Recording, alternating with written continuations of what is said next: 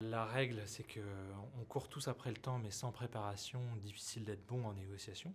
C'est une phrase qu'on prête à Henry Kissinger, être toujours prêt à négocier, ne jamais négocier sans être prêt. Maintenant, évidemment, ça dépend des enjeux. S'il s'agit d'aller à la foire à tout, je ne vais pas me préparer. Par contre, s'il y a de forts enjeux, ne pas se préparer, ne pas se répartir les rôles, ne pas définir un peu une stratégie, clarifier ses intérêts, voir toutes les options pour créer de la valeur avec l'autre, comment objectiver aussi ce que je vais proposer à mon client, à mon fournisseur, etc. C'est un petit peu difficile pour la suite. Donc très important de démarrer par la préparation. On prépare. On prépare. Voilà. Ensuite, en face de moi, je peux avoir n'importe qui. Tout à fait. Je peux avoir des gens qui ne m'écoutent pas. Voilà. Comment faire quand la négociation se tend, qu'elle est compliquée? Alors là, on attaque la deuxième phase. Après la préparation, c'est la conduite. Quand la conduite se déroule bien, en général, on démarre par la connexion, on crée une bonne relation, puis après il y a une phase de découverte, de questionnement pour comprendre les intérêts de l'autre, puis on trouve des options ensemble, etc., jusqu'à la résolution du problème. Dès qu'il y a obstacle, c'est-à-dire qu'il y a quelqu'un qui démarre par le rapport de force, il y a quelqu'un qui ne veut pas créer de relation, par exemple dans certaines situations d'appel d'offres, on dit attention, il faut respecter la procédure, pas de relation avec l'autre, vous avez 10 minutes, etc.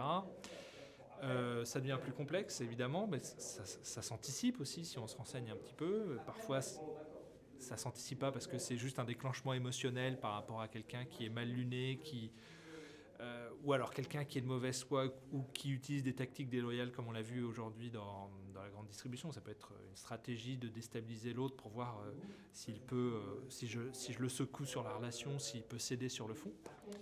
Dans ce cas-là, c'est ce qu'on a vu aujourd'hui. Le plus important, c'est déjà de retrouver sa disponibilité psychique, devenir son propre conseiller, ne pas en faire une affaire personnelle pour retrouver du discernement et comprendre ce qui se joue devant moi. Parce que si je ne comprends pas d'où le coup part, quel est le problème, je ne vais pas pouvoir réagir. Et si j'y arrive pas, il faut suspendre pour reprendre ce recul. Ça ne sert à rien de négocier sans comprendre ce qui se passe, évidemment. Ensuite, une fois qu'on s'est reconnecté, si on est face à quelqu'un qui est sous l'emprise émotionnelle, pour le remettre en situation de négocier, c'est ce qu'on a vu, il faut passer dans son camp, c'est-à-dire être capable de lui restituer comment il voit les choses, comment il ressent les choses, ce dont il a besoin. C'est ce que les samouraïs appellent devenir son propre adversaire. Lâcher, on a dit aussi pour remplir une tasse, il faut commencer par la vider. Donc vider la dimension émotionnelle de son interlocuteur pour le ramener à la raison et le remettre en capacité de négocier. Déjà, on a balayé un certain nombre d'obstacles. Et si malgré tout ça, ça continue à bloquer, c'est le dernier exercice qu'on a vu aujourd'hui. On a vu que le patron dans la négociation, ce n'est pas celui qui parle, c'est celui qui pose des questions. Et on a vu un certain ordre de questionnement assez logique pour accoucher littéralement son interlocuteur par une certaine maïotique.